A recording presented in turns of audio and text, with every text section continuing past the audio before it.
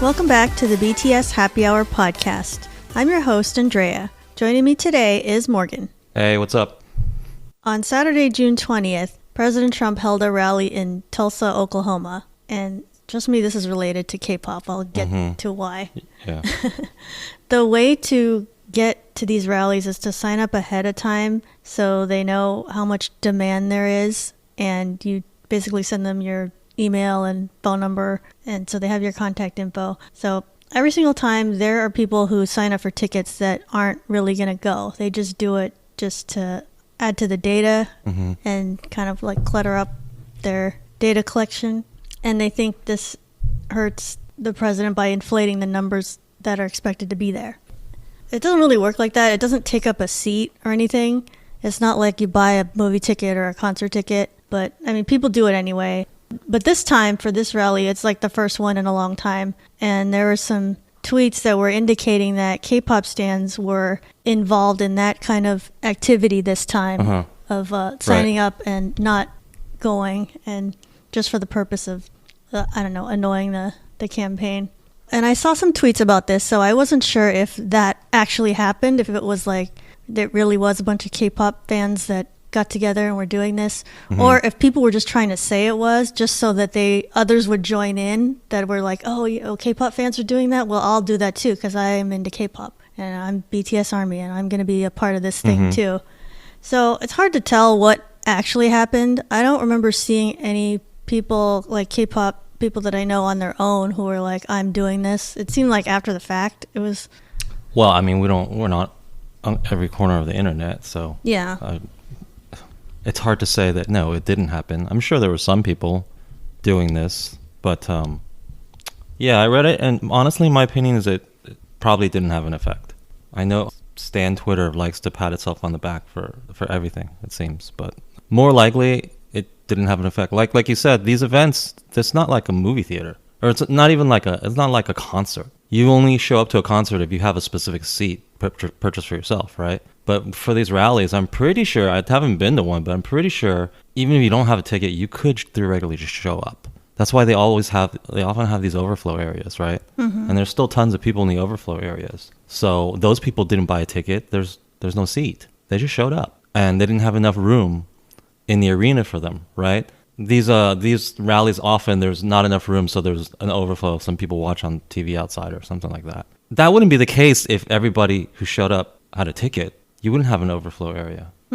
They just say, hey, go ahead and come. And if there's room inside, then you can sit there. If there's not, then you have to go to the overflow. Maybe there are some amount of seats that are sort of reserved, but if there are only about 6,000 people, it's probably because the most obvious answer is because we're in a pandemic right now. Probably not a lot of people wanted to show up, you know? Because signing up for these tickets doesn't take, like I said, it doesn't prevent somebody who wants to go from going. Right. There's no person there's very few people sitting at home thinking, well, I don't have an official ticket. I wanted to go, but I guess I won't now. Because it doesn't work that way. It's not a concert. Yeah. You know? So they would have just shown up, perhaps thinking that they would have to be shunted to the overflow area, but it wasn't well attended, so you could actually sit inside. But not many people showed up.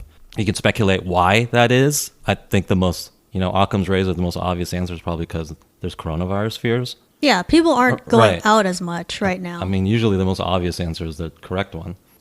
Yeah, so I tend to doubt that this had that much of an effect. And also on top of it, what did it really accomplish? It's just it's a prank. It's it's childish, right? This is not, are you changing the political discourse? Are you affecting change? You're just annoying people. And probably didn't even really work to do that. So the fact that few people showed up is not due to your actions. It's most likely just due to Corona. Yeah, it bothers me that K-pop fans or ARMY or whatever it is, keeps getting involved in stuff like this. This has nothing to do with BTS. This has nothing to do with their music or what they stand for. And it's just kind of a distraction to everything they're about. There's no benefit to BTS. It's just a bad idea. And you're going to get, at some point, political people involved, and then they start insulting K-pop fans or BTS fans, and then there's going to be all this online ugliness. It's just going to get more stupid as it goes. Yeah, I tend to think that if your common interest is apolitical, which I I would think BTS is. It might be a better idea to keep it that way, but at the same time, you don't have to. It's your right to do whatever you want. And also, what they did here wasn't. I think it was childish and fruitless, but it's not illegal either. You have the right to go sign up for the thing. That doesn't mean you're obligated at all. Attend, right? So go ahead. To me, it's no different than flooding an online poll, posting on Twitter and saying, hey, everybody go vote for this poll or something the way we want. If by any small chance this actually did negatively impact their rally, then they should have run it. There needs to be some kind of safeguard against this sort of thing because, of course, people can just sign up. Right. Oh, of course, whoever's running this should be thinking of that. Maybe that was different this particular time. I don't know. Maybe they ran it differently because of COVID safety measures, but normally you don't need a ticket. So it's not going to stop anyone from coming. Yeah, and I just feel like this is stuff like this that Army does, or I don't know if they even for sure did it or not, but if they're involved in stuff like this, it doesn't help BTS because they're not trying to be. They never said we're pro-Trump, we're anti-Trump. They never said anything about that, and it's just bringing them into the conversation that they didn't want to be a part of. Right. Trolling and using fan cams and things like that is just perpetuating the stereotype that people have that K-pop stans are just silly teenagers who do stupid things online. Yes, some people will. If your fans on Twitter are doing something, yes, that's going to reflect on the group, right? But at the same time, the group can't control them, Yeah, that's a lot of people. In my mind, I don't think that reflects on them. They're not responsible, or they're not accountable for what their fans do. And if their fans want to behave in a way that's perhaps childish, okay, well, that you don't control them. So, but in practical terms, yes, some people will take this to reflect on BTS. They will say, oh, I have a negative opinion of you now. Well, some people have a positive opinion. I don't know. Usually, if something is going to be polarizing, it's probably best not to touch it because you will create people that have positive opinions, and you'll also create people who have negative opinions. And generally, that's not great. Again, it's your right. It wasn't even illegal. It's like flooding a hashtag with fan cams. Yeah. I'm not upset about it. I would advise against doing this sort of thing, but hey, knock yourself out. This is the kind of thing that, I definitely hope they don't think this substitutes for actual political discourse or involvement. Right. Right? If you think that this is something that it's not. It's just an online prank. A few weeks ago was the Dear Class of 2020 event on YouTube. It was kind of forgotten because it was kind of in the middle of all the Festa stuff, and then it was before Bang Bang Con, so maybe some people didn't pay too much attention to it. But it was actually pretty interesting if you looked at the videos and the performances. There was kind of a lot to take in with that. Right. So the purpose of this event was to have commencement speeches to high school, college graduates everywhere, because a lot of students didn't have a real ceremony or anything even online because of coronavirus. So YouTube and Google, I think it was, teamed up with Michelle Obama's Reach Higher initiative to organize this whole thing. But I just wonder, why did they even do it? Because a lot of schools, they did have their own thing. Even if it wasn't a in-person graduation, it was still something. It was you drive through, or it was everybody was very spaced out kind of thing. So I'm just trying to wonder what the purpose of this was, because you never needed to have an online graduation special before. Well, people were quarantined, I guess. I mean, I understand the reasoning, and it's fine. It's thoughtful. Can't say too much bad about it. It's free, so what? It was free. It's it said YouTube Originals. It was free, obviously. Yeah, I think I'm trying to understand, I don't think they're doing it just, out of the goodness of our hearts, we're going to have this show. I think they were trying to promote certain things, and that's why there was a lot of, YouTubers in there, because YouTube wants you to watch these certain people. Sure, and, makes sense. They had some high-profile people, too, because, you need people with, gravitas to have their important speeches, and also pop stars and stuff, so people tune in. So I guess I'm trying to wonder, do we think BTS was paid for this, or do you think they decided it was a good thing to be a part of? My guess is they were paid. Yeah. That's my guess. I do think they were paid, and I do Yeah. think they thought, oh, let's have a good deal with YouTube because we need them Right. on our side. Because who knows like how it works with YouTube if you need to have a good relationship, My guess because is they they were could paid. they have a lot of power, like YouTube. Why wouldn't they be paid? They did work. Right. Right? I mean, they sang, they performed. I understand that this is, I mean, YouTube is trying to do something nice for grads. Mm-hmm. Well, then YouTube can pay the artists to do that. Like, I'm sure the video editors were paid. I'm sure the caterers were paid. You know, all these other people were paid. I'm sure they didn't all volunteer. Well, so why should the talent not be paid? Yeah, and BTS has such a full schedule. I'm Yeah. like, wow, they really had time to do, you know, each of them have a speech Right. and perform 3 songs. So I was like, oh, okay, that's interesting that they Right. signed up for this. I saw it. It was so long. I didn't watch everybody, obviously, but I watched all of BTS. The first thing I liked was they wore suits. Thank you, Jesus Christ, for wearing suits. Yes. This is, if it's a quote unquote graduation, what if someone invited you to their graduation? What would you wear? Probably a suit, right? You'd wear a nice outfit. Right. Lady Gaga wore like a Mad Max thing or something. Okay? She had a very strange She looked like she was in a outfit. post-apocalyptic desert hellhole or something. Like she's going to join a She had- motorcycle yeah, gang. she had spikes on her shoulders. Anyway, why are you not dressed appropriately? Because you're a special creative star or something? This is really bad logic because it's so almost sort of disrespectful. I mean, it doesn't matter how much of a star you are. Certain occasions call for certain dress code, right? In my mind, this is one of them. Yes. Would you wear something like that? How would you dress at a wedding? Wedding, graduation, things like that. We all know. People with common sense know. Hey, you dress a certain way for these things. They did. Some of the artists did not, which Yeah, irritated me. I was going to say a lot of the celebrities wore casual clothing or they had just like a really plain background of some kind. It's like, oh, I'm wearing a hoodie, I'm wearing a t-shirt. It's like, I know this is recorded on video, but still, it's supposed to Right. be a serious speech you're giving. Right. So I like that. Another thing that I noticed about it was you can tell there's a marked contrast between what BTS had to say to grads and what other people had to say to grads. So basically, it falls into one of two. For the other people, it falls into one of two categories. Either some banal pleasantry or, you know, go out there and conquer the world, like good luck and I know you can do it, or something like that. Just Yeah, something pleasant. just some, like, right? Which is vague fine. optimism. I mean, that's totally fine, right? You don't have to be thoughtful or deep or anything. Just say happy graduation, guys. Okay, that's fine. And then there's another set of people, and this is kind of irritating. They just used this platform to talk about what they wanted to talk about.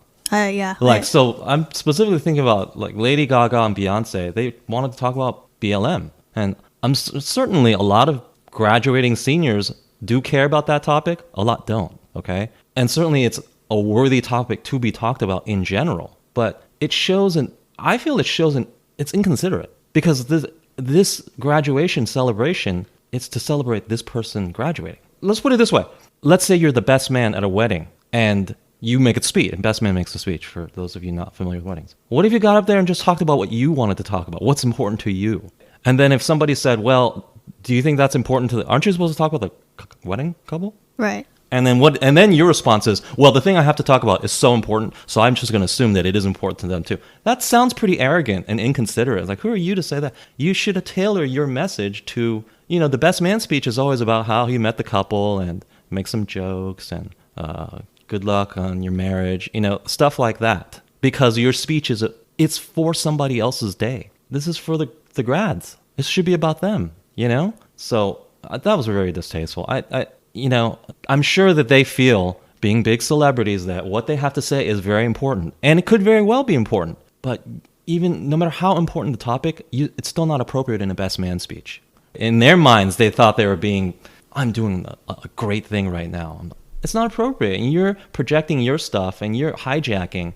Is it the worst thing in the world? No. Again, it's a free service. There are a couple differences. You weren't specifically invited. Like, if it's a best man situation, it's really egregious because you were specifically invited to come do this thing. These people were not specifically invited. Well, they were invited by YouTube, but they were not invited by the graduating students to like a in-person event. That would be much more egregious. This is just a thing that's online. During COVID, it's trying to function similarly, right? Like you're giving an in-person graduation speech. So they should have been more considerate. That was really, I think, in poor taste. It did seem like, how can I tie in whatever I want to talk about and make it relate to grads? And I think they were trying to say, like, oh, activism. I understand what they're trying to say. Is important for everybody. I totally understand, but it's still transparent. They just wanted to talk what they want to talk about. Yeah. What's important to them. And that's wonderful that it's important to you, but I find that it's inconsiderate if the first thing you think about to say in this event is what's important to you. And if you got it in your head that, well, it's important to me, but it also should be important to everybody. Okay, you make that decision for everybody else. I don't think you get to make that decision for everybody else. I don't think activism, and even like one issue in particular they were talking about, relates to these graduates and like how are they going to doesn't relate to most succeed. Of them. The problem is activism does not help you in your individual life when you're graduating from a high school or college. Like the really important thing is to focus on your career and where that's going and making the right choices for yourself. These are people that are trying to build a life and choose a career and try to make a good income and be good citizens in the world. And the way to get there is to choose a good major and continue your education and do well at what you do. You know, set yourself up for a good income. And then the way you can influence is going to be how you spend your money and then how you vote. Like that's how you're going to be influential. I just think attending marches and things like that is going to be something that takes up a lot of your time and it's not really going to benefit you individually.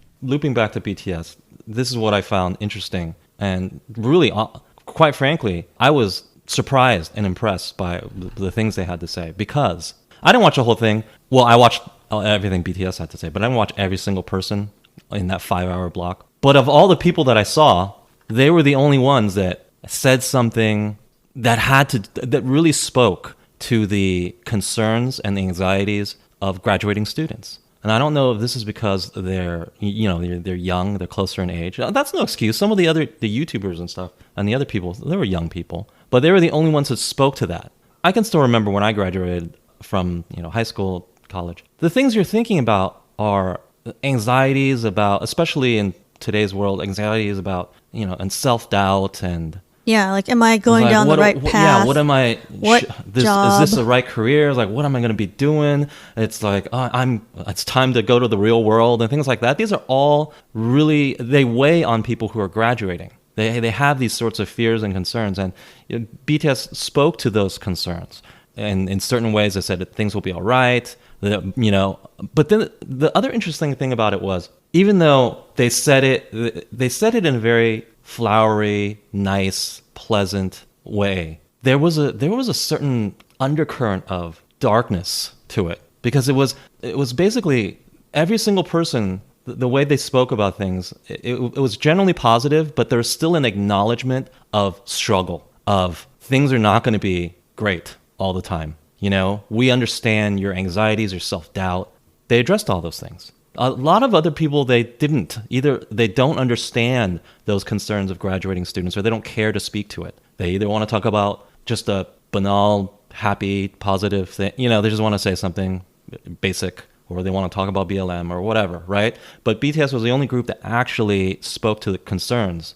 I actually think that some students who watch it might get something out of it. Like, they might feel reassured or something. All the other people who spoke, fine, wonderful, thank you. This was nice. If you performed the song, that's even better. I might have been entertained. But they didn't say anything that I think would, really help anybody in any real way. But the stuff that BTS actually said, I do think that it will resonate and will connect, because they spoke about those topics that I think that graduating students are concerned about. This sort of self-doubt, anxiety about the future, and not the future in general, their own personal future. That's the other thing. A lot of people want to project their anxieties about the future. That's not the same as the anxieties of a graduating student, though. They're different. And you're not acknowledging that. You're not speaking to them. It seems like maybe you don't even care.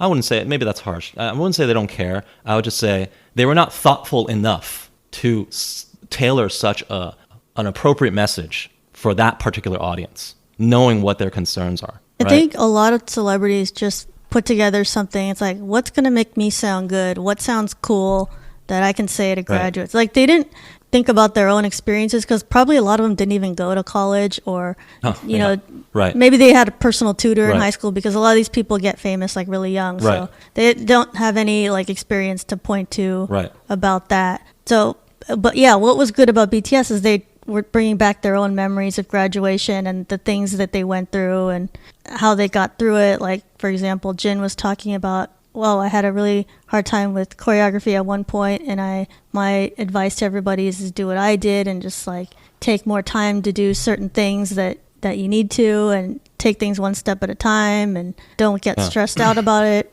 And I think one thing that helps them is that there's a cultural difference too. In general, in South Korea, there's just a different attitude towards work ethic, right? Of the natural part that work plays and the struggle of it, right? It's not going to be easy. Things are not as, I'm not to say that things are easy for Americans, but there's just a different attitude, right? Yeah. They just have a different attitude towards work and struggle. And when I say there's a dark undercurrent there, I don't mean dark as in negative. I mean pragmatic.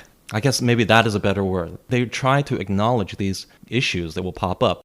But BTS, they really did seem like they put effort into it, and they knew what these students need to hear. It could actually help some of them. So that was very impressive. And on top of, wearing suits. Yeah, I feel like each member had something good to say. Right. I also liked hearing Suga's analogy about sometimes he feels like he's fallen on the ground during a race and no one is there when he gets up. And that's a good example to try to get back up and get back to what's important. Focus on what you can change, because ultimately the only thing you can control in the world is yourself.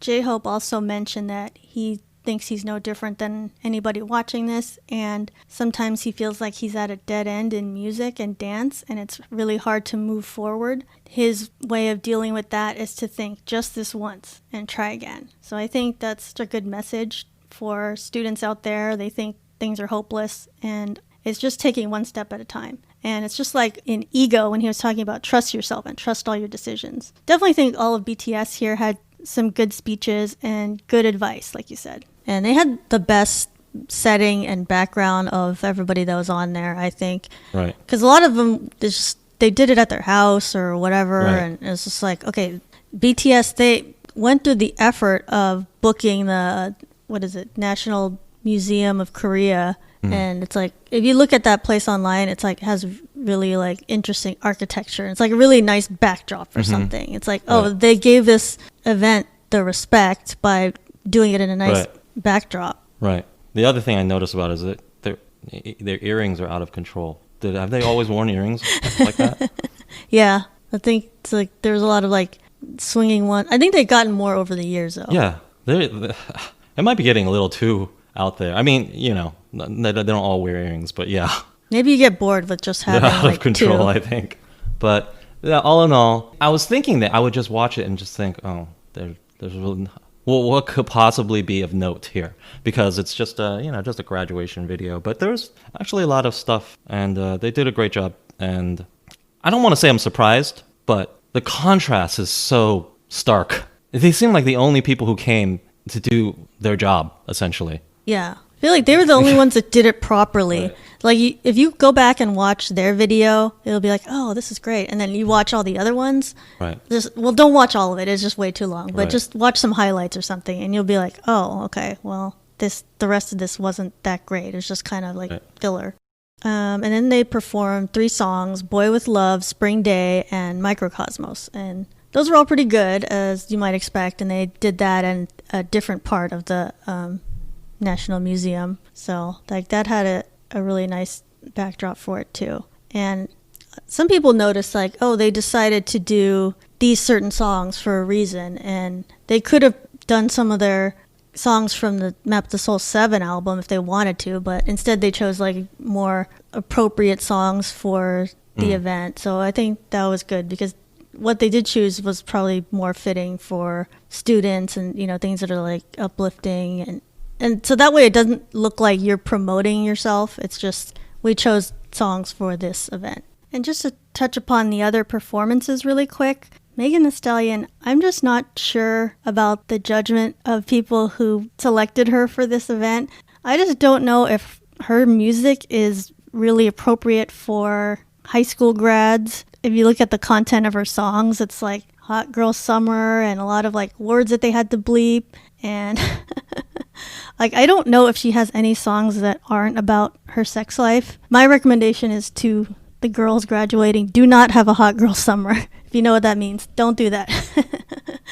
According to YouTube, it was one of the most viewed YouTube originals, which I don't even know what other YouTube originals there are, but it got a very high number of views. And I think that's why they wanted BTS on it, because who was going to guarantee you a lot of views? Because it's like people aren't tuning in to see all those other people. You know what? I bet most of the people watching are watching BTS. I can almost guarantee you that's the case. Yeah. I don't even know how many of the people watching, honestly, are grads. Probably people just wanted to watch the BTS thing. Yeah. I mean, there's nothing wrong with what YouTube did there. I mean, I'm sure BTS was compensated, they were paid and whatever, but they were definitely used for views because no one else guarantees such a high level of people tuning in, like for a guarantee. So hopefully they were paid. They did their job. So why shouldn't they be paid? BTS has a Japanese album coming out some point in June. I don't remember the date, but they released a single on June 19th called Stay Gold. And so it's not only going to be their Japanese album lead song, but it is also the theme song for a Japanese television drama called Spiral Labyrinth, DNA Science Investigation. That sounds like CSI or something. So that song is going to be the theme song for that. I thought it was a good song. They never have like a terrible song. So I guess I'm sure they have terrible songs. This song was good. It was a ballad, but it was not like a boring ballad. It was like, it had a build up and got to was it a ballad? I guess so. I consider it a ballad. Does it have a video? No, they don't have a video. They might have one later, like they often do for the Japanese songs. Well, the first thing, I didn't even realize it was Japanese. I couldn't tell. I can't really tell. I can usually tell. Like when Twice has their Japanese, I can always tell. Well, they have a lot more like K and like T sounds. I can't describe why I can tell. Just in general, I can tell. Even though Japanese and Korean are, relatively similar languages, but I can tell the difference when Twice sings a Japanese song. I can't tell the difference when BTS sings. So I heard this song, and when the first bit of it, I immediately said, this is my favorite BTS song ever. Because it sounds like the beginning of it's kind of acoustic, and it sounds like a Jason Mraz song. Oh. And I really like that type of music, because I'm basically just a hipster bitch. But I love it. And I said, well, are they doing this type of song? Amazing. Great. They're doing a Jason Mraz song. But then it got into the chorus, and then it wasn't. And I didn't like that. So it's very strange. I really love certain parts of the song, but then I don't like the chorus. I don't know what I can do about that. But I would like for them to make a purely acoustic version or something. I guess there's no real way to do. Anyway, there's parts of it that I really like, but as a whole, it's just good for me because I don't like the chorus. I don't think it fits they seem to clash because it feels like this should be an acoustic, quieter song. Maybe that's a choice they made with like the mixing or the production of it. They're like, let's make this part really dramatic and this other part. It seems, but song seems schizophrenic to me. I did have a reaction to the beginning of it too, because for some reason it reminded me of the beginning of a Winner song. The beginning of Remember. Oh, yeah. Yeah. But then see, that Winner song maintained that coherent sound all the way through. Whereas this one, it just seems to be a little bipolar. It just clashes. So I didn't like that part, but I shouldn't complain too much because this is obviously common in K-pop. You do have songs that have a lot of different elements, and if you can't handle this fact, then you probably just shouldn't listen to K-pop. Right. We talked about this before, how they try to put a lot of different moments within one song. Yeah.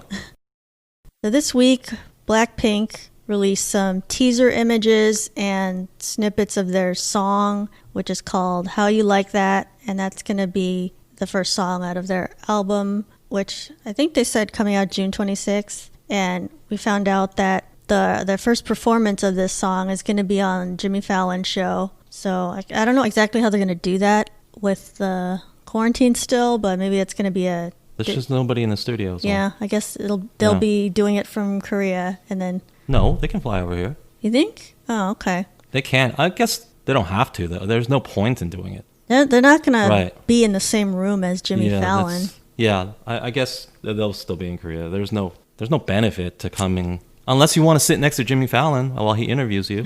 That doesn't feel as like a big premiere, though, if it's just we're doing it from there. I feel like they should come over here. I think so. I don't watch The Tonight Show, so I don't even know. Are they even in the studio right now? No, it's all done from Jimmy Fallon's house and wherever the people are. Then they won't, because they're not even doing any other shows, so they'll just do it in Korea. Hopefully they have some kind of special backdrop or something. I mean, I like pretty much all Blackpink, you know? What did you think of the look that they have for this, that we saw in the teasers? And they had some very, like, bleached hair and, their look is a little edgier, you know? It looked pretty edgy. It looked pretty... A little scary. Aggressive. Yeah. You know? It looked a little angry. Right.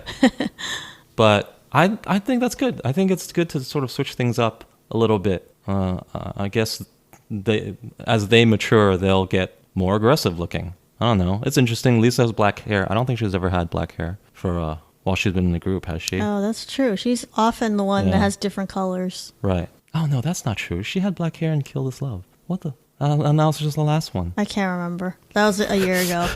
Yeah.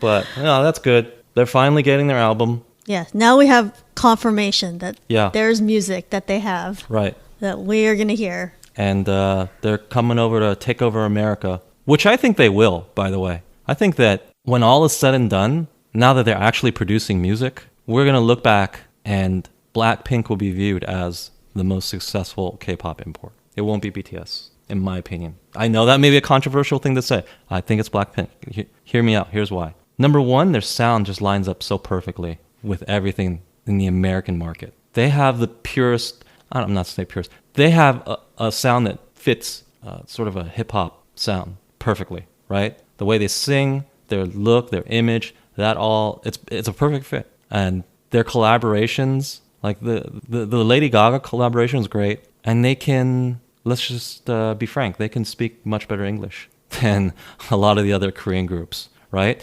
RM speaks great English, but even his English is not a native speaker English, right? And that's not to say that that's going to prevent you from being a huge star. Obviously, it's not. BTS is huge in the United States. So none of that has prevented them from being huge. But this is enough of an advantage, I think, that Blackpink, it's a gigantic advantage, right? They also don't have to go to the military, so they don't have to stop working, right? But the English is huge. If you want an audience to connect with you, it's kind of a requirement that you speak the same language, right? And two of them speak perfect English. Lisa speaks pretty good English. I think it's getting better, right? Jisoo doesn't speak English. So it's just going to serve them well. And they have 4 members, which I think is a better number. It's easier for Western audiences to digest. Western audiences, I don't think they're up for memorizing 7 names. And you might say, that's a silly problem that they might have. No, it's just natural. You don't... I had that same feeling when I first was starting to listen to K-pop. I was like, oh, these groups are big. I don't know who's who. And it wasn't irritating, but it was kind of barrier to entry, right? Like they want to deal with 5 people at the most. Yeah. So it's like a One Direction. Like less that 5 or less is doable. So I think Blackpink is in perfect position.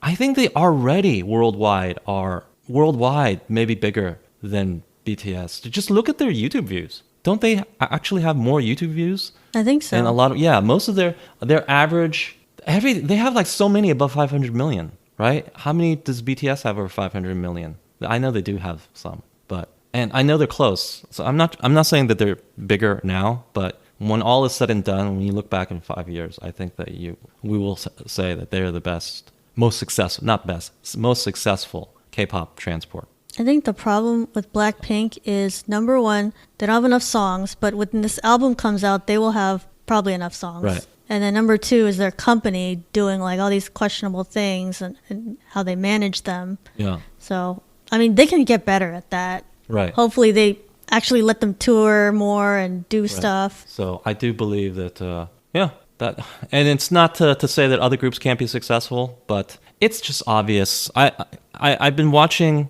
Twice do promotions in Western media for the latest song, right? And it's just painfully obvious how the language barrier, it does hurt if you're trying to promote. It's just common sense. It's going to hurt, right? People, you don't speak the same language. It's going to be tough to connect with that audience. Yeah. So, and here's the other terrible thing about it. I just realized this problem could easily have been solved. Initially, they could have just put Somi in the group. Right. That this problem could have been solved. Why not just have Somi in the group? We'll never know why JYP did that. It all goes back to 16. He should have thought. I would think he should have thought of that. Maybe at the time it was inconceivable that you'd also be successful in the States, perhaps. But you have 9 people. You can afford to put an English speaker in there. One slot. Yeah, one slot. I would say make it Mina's spot. Nothing against her. I just think she's one of the more redundant people. And you already have 2 Japanese members, so they should still be very successful in Japan. Right. But he used that logic for the Japanese members, right? I think they're obviously put in because, well, we want to sell in Japan. Well, Yeah. What do you do when you want to sell in Japan? Some of these people need to be Japanese and speak Japanese well. The same exact logic goes for the West, right? Right. Somebody needs to speak English well. It could have been solved right at that time. So, unfortunately. Oh, and she's with a YG now. So if they ever let her work again, she could probably have a good shot in the States as well. And then speaking of Twice, they also had a Japanese song come out for, the song's called Fanfare. And I didn't even know they were coming out with stuff. It's just like all these new releases that are like, oh, there's a video. They never, it's a weird thing. They always seem to just drop a Japanese video without any sort of forewarning. Yeah, that's very like, here it is. Strange.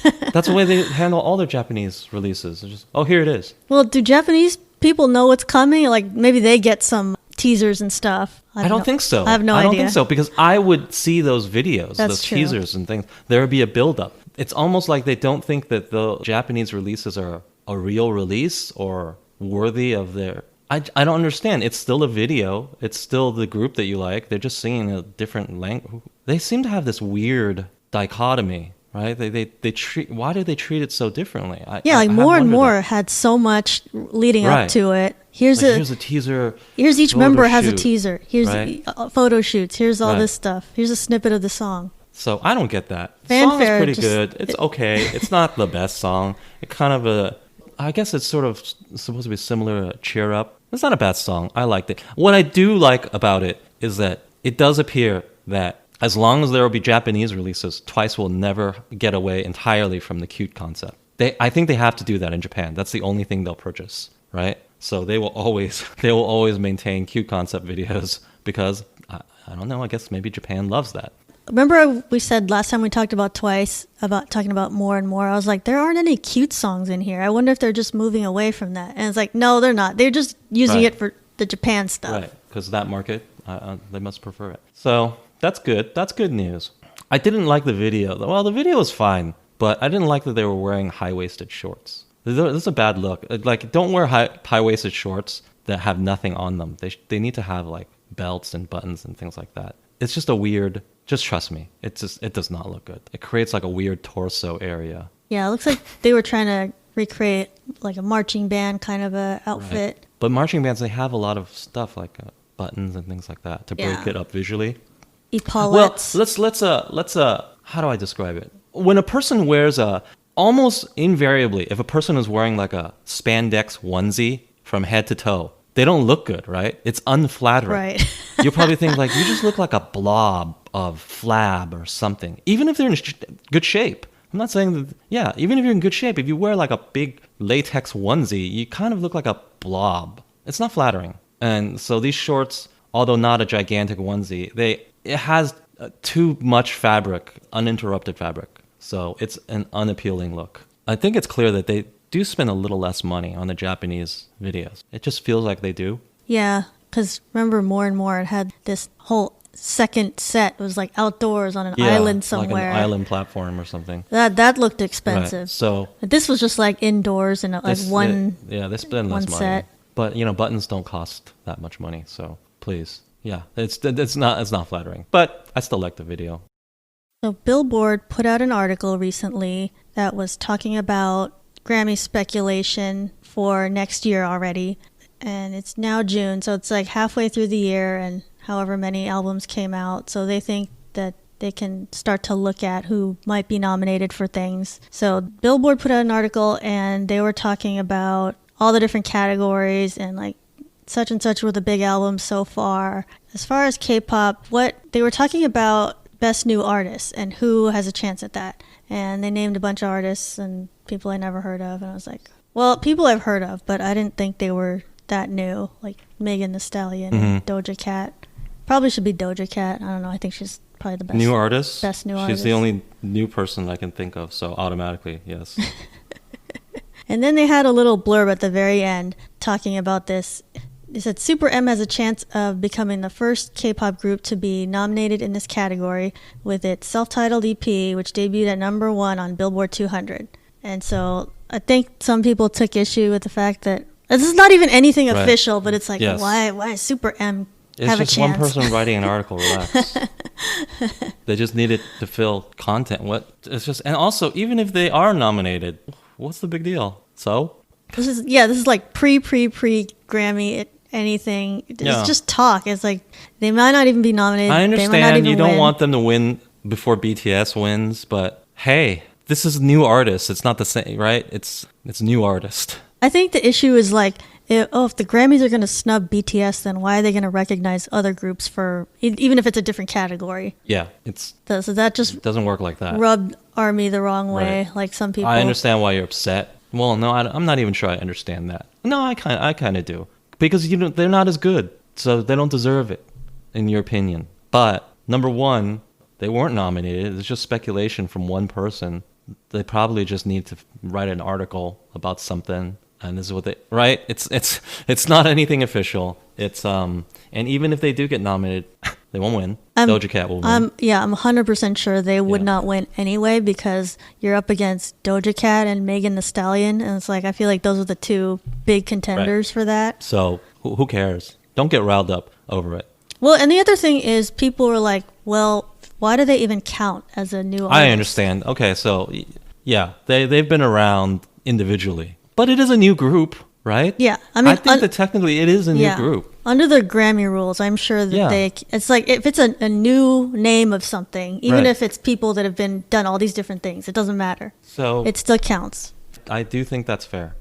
K-pop, they didn't invent putting together a group that has all these other people from old groups. Like rock groups do that all the time. Right. Like the people in Nirvana all...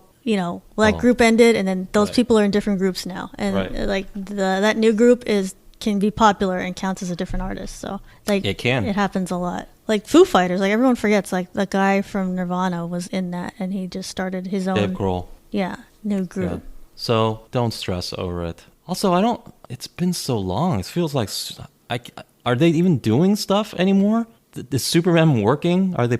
I don't think so. I think they just had that one album, and then they toured for a little bit, and then And then that was it. Now they're back to their own groups doing other stuff. Yeah, I'm seeing all the guys back in NCT and whatnot. Yeah, Wavy and... So I don't... What was even the point of that? Well, I understand the point. To, grab headlines and make... But the thing is, they don't... Yeah. I agree with we're going to bring together all these big names, and you all love them, and... Yeah, all our superstars. Yeah, but... then they need to stay in that group. That's the only way it works in my mind. It doesn't work for them to now go back to NCT. It's like, well, does this thing even, what is it? Does it exist? How are we to feel about this thing, Super M? Yeah, remember when we first talked about Super M, it was like, this just feels very manufactured and kind of put together. And I don't feel like Super M fans is its own thing. It just feels like fans of all the other groups that are, together for this one thing. And they don't feel like a real group to me. Well, because they're not, and they're not being treated like one. If they leave them to work together and stay together, then maybe it would develop that over time. At the very least, you would have product coming out from them as a group. And I would have no problem with that. Manufacturer feeling or not, that doesn't matter to me. But what does matter is like if I feel like, well, it's not even a group. I have no expectation. Let's put it this way. I have no expectation that we'll even make a second album. Yeah. You don't exist. I would argue that you don't exist if that's the general perception of you. That are you guys going to ever come back together? We don't think so. And I don't understand why, because from all appearances, they were successful. Right. They had like #1 in sales for whatever week. Manufactured or not, the tactic worked and their name got out there. It was successful in getting their name out there, getting sales, getting views, and then they just sort of dropped it. And I guess it always had to be this way because the other groups are still going on. Yeah. Right? Like there's a couple of them that aren't in a group, so they need Super M to keep going. Or they're doing their solo things if they're not doing a Super M thing. The one guy from SHINee, he has to probably do solo things if he's not doing anything with Super M. SHINee doesn't exist? No, it doesn't. Oh. I mean, I don't think they've done anything as a group in a while. Oh, right, true. That's right. Yeah. And the EXO guys, clearly EXO's still successful, I think. So clearly they want to keep them in EXO. Why did he make this group? I feel like the NCT guys, NCT is so big, you could afford to just take them out. But are you taking away like the best NCT guys? Even so, yeah, but even so, they have enough people. They'll be fine. But there's just no follow through. There's no commitment. So there's no quote unquote fans. How can you be a fan of a thing that you don't even really believe exists? You can't. Yeah. So, I think the problem is you follow a group, and if you stay in a group, you could tell that it's a year-round job. Like that they're always doing something. So if you're in different groups or not in a group, you're not giving commitment to promotions, appearances, even simple stuff like appearing on like variety shows. Yeah. Can Super M do that? No, they can't because they're all in their separate groups. It just feels like a full-time job to be in one group. So I don't know how you can manage to be in more than one group. It is absolutely a full-time job. It's like 2 full-time jobs. We know that, right? So it's a ridiculous amount of workload and expectation to put them in 2 groups and think that it's really going to work. Yeah, it's like you're setting yourself up to short shrift the new group. And I like them too. I thought that the music was good, the production was good. It seemed like a good mix of guys. But you got to follow through. You got to stick with it. Can't be like, oh, I haven't seen Super M do anything for 6 months. Like that doesn't work. Right. It's like the way it was characterized. They're putting together an all-star group and this whatever. Like that's fine. That's great. Just like when you put together an all-star group in a sports, right? Like these guys are a team now. Okay, but then they have to stay a team and play together and gel together and grow together, and they have to actually be a team. They can't just show up and play a couple games and then, I don't know, go back to another team or something, or just not play together. It doesn't work that way. It doesn't work that way. No one's going to be a fan of this thing, right? They won't have fans because they don't feel real. Yeah. When their stuff comes out, maybe in a few months they'll come out and they'll release another single or 2. They may even be good songs. They may be great productions, and I'll listen to it. People will listen to it. Nobody's going to be a fan of it though. Yeah. They won't have fans. They will just have people who, they'll have fans that follow them individually from the other groups, but they won't have their own fan base. And here's another thing. You need fans because fans carry you through songs that are not so great, releases that are not so great, right? Your fans will still stick with you. Super M will only be successful as long as every single song is good. Every single production is good because there is no brand loyalty to them. Right. We are only going to come, listen to this, watch this concert, etc. if the thing that you just released is good. That's a very difficult position to be in because look at any music artist. Nobody puts out consistently good stuff. There's always going to be highs and lows, right? And when you have hardcore fans, they push you through those low points because they're still there for you. They don't have fans. And that's SM's fault. That's the way they handled it. Thank you to our guest, Morgan. You can find BTS Happy Hour on Apple Podcasts, Spotify, Google Play, Stitcher, Podbean, CastBox, iHeartRadio, and YouTube. New episodes weekly. Please comment, leave a review, or rate wherever you are listening to the podcast. Follow us on Facebook. Search for BTS Happy Hour Podcast. Follow us on Twitter @OurBTS. Until next time, this has been the BTS Happy Hour. Thanks for listening, and remember, make every hour a happy one.